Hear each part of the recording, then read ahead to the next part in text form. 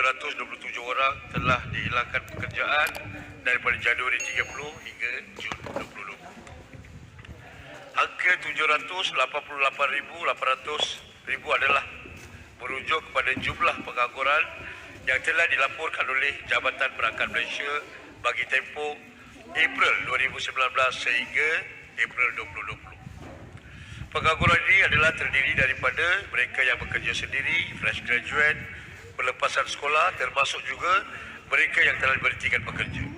Jumlah pengangguran yang tinggi ini adalah telah pun wujud sebelum program subsidi upah diperkenalkan pada bulan April. Saya ingin menegaskan bahawa program subsidi upah adalah untuk membantu majikan agar mereka dapat kekal beroperasi di samping mengekalkan pekerja-pekerja mereka. Sekali lagi saya ingin menyatakan bahawa keadaan luar biasa ini memerlukan tindakan yang luar biasa. Buat pertama kalinya kerajaan hari ini, Kerajaan Perikatan Nasional melakar sejarah dengan memperuntukkan dana khas bertujuan untuk memastikan majikan terus kekal dan sekaligus dapat membina semula pertumbuhan ekonomi negara. Pada masa yang sama, kerajaan sedar, komited dan prihatin dengan persoalan berhubung pengangguran.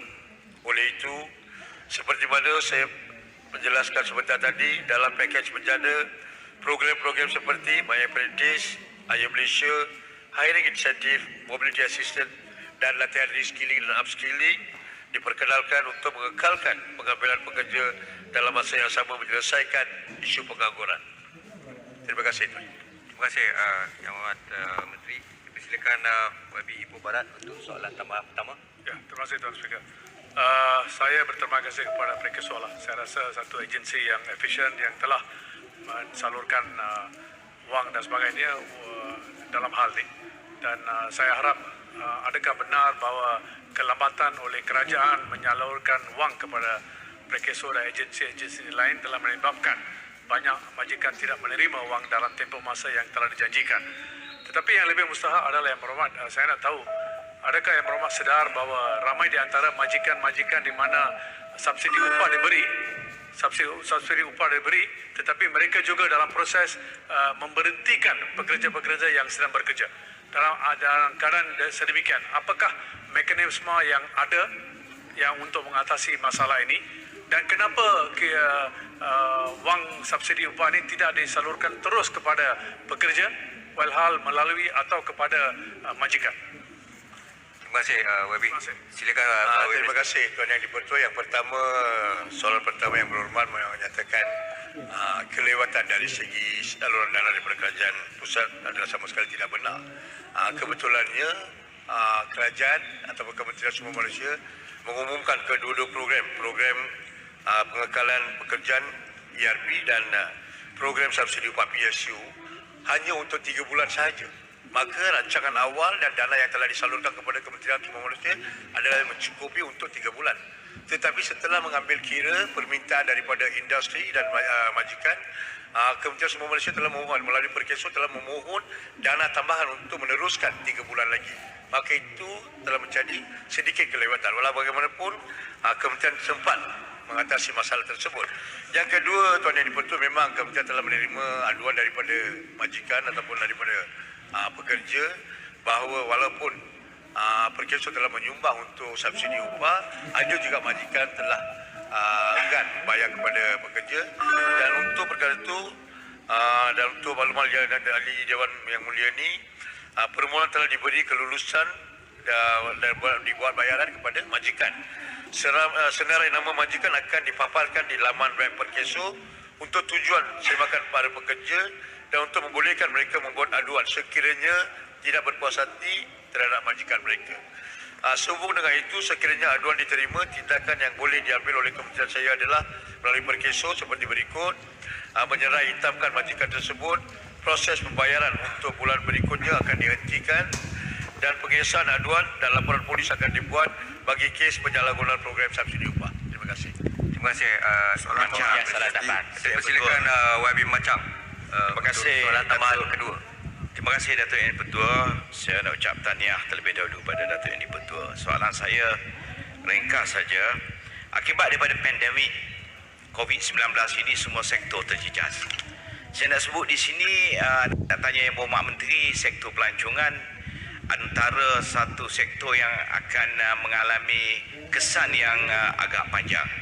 Ada tidak perancangan daripada pihak kerajaan dan kementerian untuk program subsidi upah ini dilanjutkan bagi sektor pelancongan ini, kerana kebimbangan kita hasil daripada terjejasnya sektor ini akan menyebabkan syarikat yang terlibat dengan sektor ini akan bankrupt ataupun terpaksa menutup syarikat mereka. Terima kasih. Silakan Yang Berhormat Menteri. Terima kasih Tuan Yang di-Pertua. Untuk makluman Dewan Yang Mulia ini bukan hanya sektor perhotelan ataupun pelancongan yang merosot.